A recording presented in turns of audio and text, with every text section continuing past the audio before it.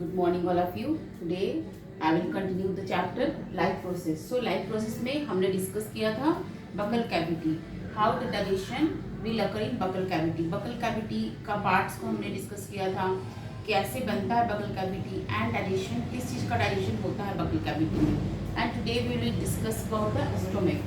ठीक है, तो आज हम स्टोमक को देखेंगे कि उसका स्ट्रक्चर कैसा होता है, उसमें किस चीज़ों का जो है डाइजेशन होता है. सो स्टोमक होता है कैसा स्टूडेंट, जे शेप स्ट्रक्चर होता है. कैसा होता है stomach, it is a J shape structure, right. And J shape pouch होता है with wall made up of thick elastic muscle. इसका जो वॉल होता है स्टोमक का, ये थिक और इलास्टिक मसल का बना होता है, विच store and help in breakdown of food. Food को क्या करता है, स्टोर करता है एंड उसको ब्रेक डाउन करता है. ठीक है, सो स्टोमक के बारे में हमें पता चला.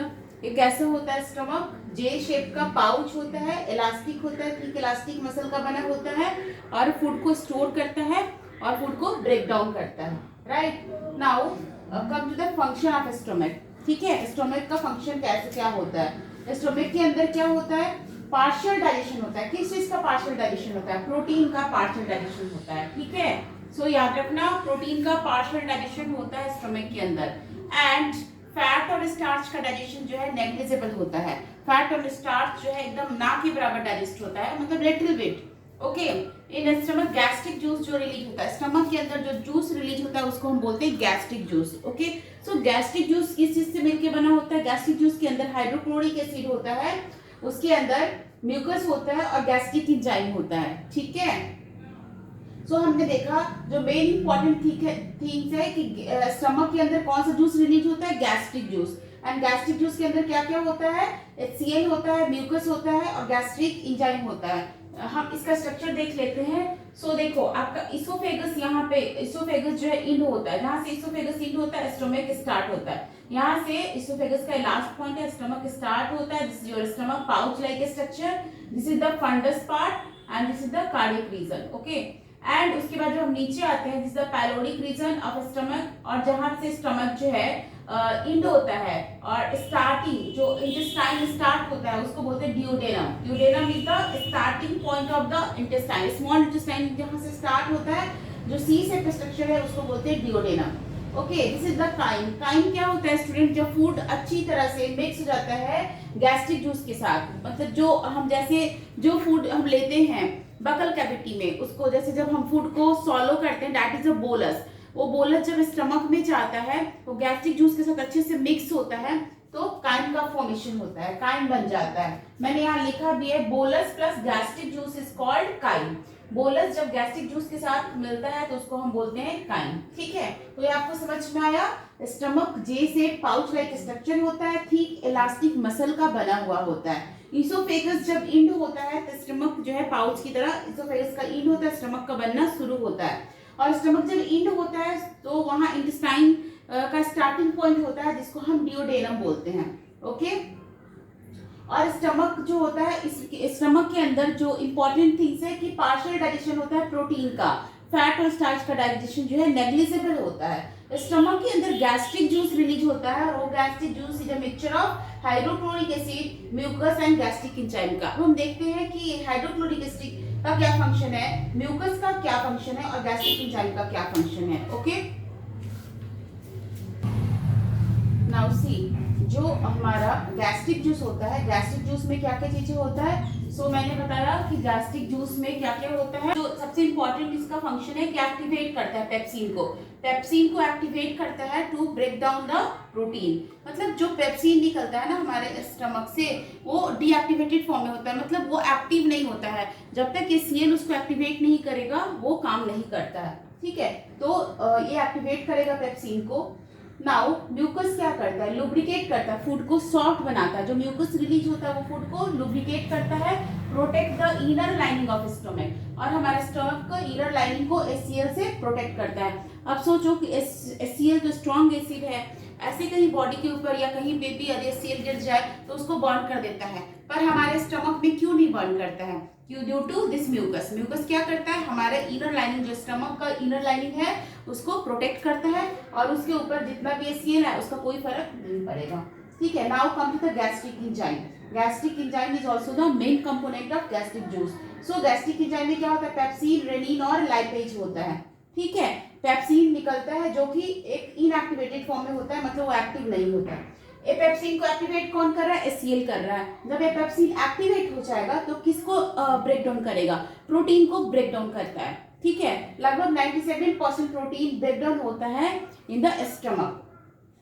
रेनिन क्या होता है स्टूडेंट, रेनिन ऑल्सो क्या करेगा, ब्रेक डाउन करेगा, प्रोटीन का करेगा, किसमें करेगा, बट इनफैंट, जब इनफैंट बच्चा यदि छोटा है तो उस टाइम पे रेनिन सिक्रेट होता है, लेकिन बच्चा जब बड़ा हो जाता है, एडल्ट बन जाता है, तो उस टाइम पे पेप्सिन सिक्रेट करता है। ओके, सो रेनिन भी प्रोटीन को ब्रेक डाउन करता है इन केस ऑफ इनफैंट। लाइपेज क्या करता है, ये डाइजेस्ट करता है, ब्रेक डाउन करता है फैट को। लाइपेज जो है बहुत लिटिल बिट, जो मेनली जो है स्टमक में यदि आपसे पूछा जाए तो मेनली जो फंक्शन होता है पेप्सिन का ही होता है। लाइपेज थोड़ा सा सिक्रेट होता है और लगभग 3% फैट का, बहुत लिटिल बिट ऑफ फैट का जो है ये डाइजेस्ट करता है, ब्रेक डाउन करता है। ठीक है, तो आप लिख सकते हो प्रोटीन के ऊपर कौन सा एंजाइम काम कर रहा है, पेप्सिन काम कर रहा है, और प्रोटीन को ब्रेक डाउन कर रहा है किसमें, जो है स्मॉल प्रोटीन, स्मॉल छोटे छोटे पार्ट में। ठीक है, प्रोटीन के ऊपर पेप्सिन काम करता है और उसको स्मॉल प्रोटीन में, स्मॉल मॉलिक्यूल में तोड़ता है। तो हमने देखा कि पूरा हमारा जो डाइजेस्टिव सिस्टम है उसका जो पार्ट है स्टमक, उसका स्ट्रक्चर कैसा होता है, कहाँ से स्टार्ट होता है और कहाँ एंड होता है, पाउच लाइक स्ट्रक्चर होता है, और उससे कौन कौन सा एंजाइम सेक्रेट होता है और वो एंजाइम कैसे फंक्शन करता है। ठीक है, अभी हम देखते हैं स्मॉल इंटेस्टाइन के बारे में। Now come to small intestine. Small intestine क्या होता है, जब मैंने बताया कि स्टमक जब इंड करता है तो स्टमक जो मैंने स्ट्रक्चर ये बनाया था, स्टमक का एक पाउच लाइक स्ट्रक्चर था। ठीक है, ऐसे, और ये जो इंड करता है यहाँ पे स्टमक इंड होता है और यहाँ से स्मॉल इंटेस्टाइन का जो पार्ट स्टार्ट होता है। ठीक है, स्मॉल इंटेस्टाइन यहाँ से स्टार्ट होता है। So small intestine is further divided into 3 part, duodenum, jejunum and ileum. ठीक है, ये वाला पार्ट नीचे जा करके, ये this is the duodenum part. अभी मैंने आपको बताया डियोडेनम पार्ट है वो अंदर, फिर नीचे जाके क्वाइड होता है। तो जो फर्स्ट मिडिल पार्ट जो होता है दैट इज जियोजेनम, और जो लास्ट पार्ट होता है दैट इज इलियम। तो डियोडेनम क्या होता है student, see here, it is the proximal, proximal मतलब आगे वाला पार्ट होता है, proximal part of small intestine, मतलब प्रोक्सिमल में जहाँ से स्टार्ट होता है स्मॉल इंटेस्टाइन वो वाला पार्ट है। कैसा होता है, शी शेप। आपने देखा कि ये जो है जैसे स्टमक है, दिस इज द स्टमक, तो ये वाला पार्ट ऐसा होता है, सी शेप का होता है, कहीं कहीं यू शेप भी लिखा रहता है, तो शी शेप का होता है। Start from pyloric and, stomach का इस वाले एंड को हमने अभी लिखा था पाइलोरिक एंड। ठीक है, पाइलोरिक एंड है ना, और यहाँ पे था कार्डियक, हमारा कार्डियक एंड। ठीक है, तो ये पाइलोरिक एंड है। तो पाइलोरिक एंड से ये जो है डियोडेनम स्टार्ट होता है and receive the secretion of common duct which bring secretion of the liver and pancreas। तो ये जो है जो डियोडेनम है वो एक वो उसमें जो है स्टमक का तो जो काइम है वो तो आता ही है, साथ में ये लीवर और पैंक्रियाज का सिक्रेशन को भी रिसीव करता है। जैसे कि आप देखो ये यदि स्टमक है, राइट, ये स्टमक है तो ये इसका पार्ट है स्टमक का। ठीक है, ये स्टमक का ये वाला पार्ट है डियोडेनम। तो यहाँ पे आपका पैंक्रियाज होता है। ठीक है, इधर स्टमक के जस्ट पीछे पैंक्रियाज होता है। तो पैंक्रियाज से जो पैंक्रियाटिक जूस निकलता है ये पैंक्रियाटिक जूस को भी रिसीव करता है। इधर से काइम आ रहा है, ये इसको भी रिसीव करता है। और इधर यहाँ पे आपका जो लीवर है यहाँ पे, ठीक है, और यहाँ पे गॉल ब्लैडर है। तो गॉल ब्लैडर के अंदर जो बाइल जूस होता है, गॉल ब्लैडर के अंदर जो बाइल जूस होता है, तो बाइल डक्ट के थ्रू वो भी डियोडेनम में आता है। तो आपने देखा स्टमक जो काइम बनाता है वो भी कहाँ आ रहा है, डियोडेनम के से होके पास करेगा। जो पैंक्रियाटिक जूस सिक्रेट करेगा वो भी डियोडेनम से होके जाएगा। और ये जो बाइल डक्ट है, जो लीवर बाइल जूस सिक्रेट करेगा, जो बाइल डक्ट में स्टोर होता है, गॉल ब्लैडर में स्टोर होता है, और बाइल डक्ट से होके पास करेगा, वो भी डियोडेनम से होकर के जाएगा। ठीक है, सो यहाँ पे आपको यही लिखा हुआ है कि it receive the secretion from the liver and pancreas also. Pancreas और लीवर का सिक्रेशन भी जो है डियोडेनम से होकर के पास करता है ना। तो इसका जो सेकेंड पार्ट है, फर्स्ट पार्ट तो डियोडेनम समझ गए हम, जेजुनम है, जो कि जब डियोडेनम जब ऊपर से आता है और नीचे जो क्वाइल्ड स्ट्रक्चर होता है, जो फर्स्ट पार्ट है इंटेस्टाइन का मिडिल पार्ट है, फर्स्ट पार्ट के बाद इंटेस्टाइन का मिडिल पार्ट है ये jejunum. It is 2.4 meter long, bear a finger-like projection called villi. तो आपसे पूछा जाए कि विली कहाँ होता है, तो villi is present in the jejunum part. जो जेनम वाला पार्ट, जो बीच वाला पार्ट होता है, जो हमने जो ये यदि हमारा क्या बोले इसको हम, लार्ज इंटेस्टाइन है, ठीक है, ये हमारा लार्ज इंटेस्टाइन है और यहाँ से स्मॉल इंटेस्टाइन जो शुरू होता है इस तरीके से। तो दिस वन, ये वाला मिडिल पार्ट इज द जियोजेनम, ठीक है। और इसके अंदर फिंगर लाइक प्रोजेक्शन होता है। फिंगर लाइक प्रोजेक्शन कैसा होता है, जैसे इस तरह का बहुत सारा फिंगर की तरह का प्रोजेक्शन होता है पूरा उसके इसमें वॉल में, ठीक है। ये फिंगर की प्रोजेक्शन, फिंगर लाइक प्रोजेक्शन क्यों होता है, to increase the surface area for the absorption. जैसे जो डाइजेशन होगा, स्टमक के अंदर डाइजेशन होगा, इंटेस्टाइन के अंदर फाइनल डाइजेशन होगा, स्मॉल इंटेस्टाइन के अंदर डाइजेशन के बाद जो भी फूड होगा तो एब्जॉर्ब होगा, तो जितना ज्यादा विली होगा सरफेस एरिया उतना ज्यादा इंक्रीज हो जाएगा। आप ऐसे समझ सकते हो, जैसे आपके पास एक कोई क्लॉथ है और क्लॉथ आप ऐसे ही डाल दोगे, ऐसे ही उसको ये कर दोगे, तो फैला करके डाल दोगे, तो उसका सरफेस एरिया उतना नहीं होगा। लेकिन उसको उस क्लॉथ को ना आप थोड़ा थोड़ा मोड़ दो, मतलब कि ऐसे रिंकल रिंकल कर दो, तो उसका जो सरफेस एरिया है बहुत ज़्यादा बढ़ जाएगा, बहुत ज़्यादा। जैसे इतना मेरे पास एरिया है, उसमें हमको बिछाने के लिए जो है छोटा सा क्लॉथ चाहिए, लेकिन जब उसमें हम बहुत सारे रिंकल्स डालेंगे, तो प्लेट्स डाल देंगे, तो उसका बहुत ज़्यादा क्लॉथ लगेगा और उसको जब खोलोगे तो बहुत बड़ा हो जाएगा। बिल्कुल उसी तरीके से इस तरह का जो इस तरह का इसका सरफेस एरिया होता है, उसमें बहुत सारा विली होता है। विली क्यों होता है, ये क्वेश्चन आपके बोर्ड के एग्जाम में पूछा जाता है कि what is the function of villi, where is the villi present. तो विली कहाँ होता है, जियोजेनम में होता है, या आप स्मॉल इंटेस्टाइन भी लिख सकते हो। तो स्मॉल इंटेस्टाइन के कौन से पार्ट में होता है, जियोजेनम में होता है। किस लिए होता है, फॉर द एब्जॉर्प्शन होता है, ठीक है। जो भी फूड डाइजेस्ट हुआ है उसका एब्जॉर्प्शन करेगा, सरफेस एरिया को इंक्रीज करेगा, ठीक है। इलियम जो लास्ट पार्ट होता है, स्मॉल इंटेस्टाइन का last part is the ileum, ये भी 2.4 मीटर लॉन्ग होता है, लेकिन इसमें क्लब शेप विली पाया जाता है। इसमें कैसा विली पाया जाता है, क्लब शेप विली पाया जाता है, ठीक है। एक इंपॉर्टेंट पॉइंट है कि जो सबसे ज्यादा डाइजेशन होता है, सबसे ज्यादा डाइजेशन होता है फूड का, वो कहाँ होता है, जेजुनम में होता है। तो आप इसको नोट कर लो कि सबसे ज्यादा डाइजेशन जो होता है जेजुनम में होता है। आप इसका स्क्रीनशॉट ले लो, उसके बाद मैं लार्ज इंटेस्टाइन कराती हूँ, ठीक है। सो हम लार्ज इंटेस्टाइन को डिस्कस कर लेते हैं। लार्ज इंटेस्टाइन जो होता है 1.5 मीटर लॉन्ग होता है विथ 3 पार्ट। इसका भी जिस तरह से स्मॉल इंटेस्टाइन का जो था 3 पार्ट था, डियोडेनम, जियोजेनम एंड इलियम, इसका भी 3 पार्ट है। कौन कौन सा है, सिक्कम, कोलोन एंड रेक्टम। इसका भी 3 पार्ट है, caecum, colon and rectum, right. अभी हम इस पिक्चर में देखेंगे कहाँ है caecum, colon and rectum. Transverse colon absorption of water, जिस तरीके से हमने देखा था कि स्मॉल इंटेस्टाइन में जो है मैक्सिमम डाइजेशन और एब्जॉर्प्शन, सारा डाइजेशन, फाइनल डाइजेशन जो है वो स्मॉल इंटेस्टाइन में होता है, ठीक है।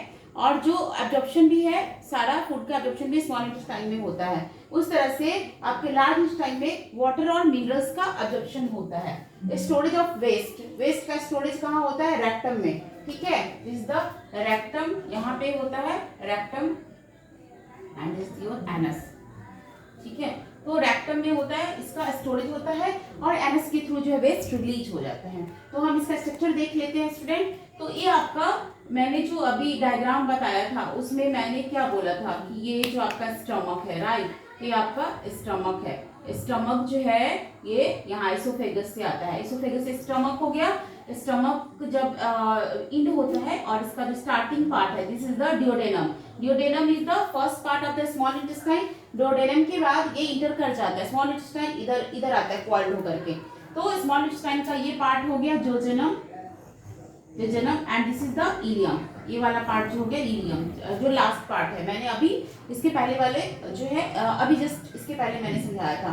This is your large intestine. So large intestine जहाँ पे स्मॉल इंटेस्टाइन इंटर करता है, लार्ज इंटेस्टाइन और स्मॉल इंटेस्टाइन का जो जंक्शन होता है उसको हम बोलते हैं सिक्कम, ठीक है।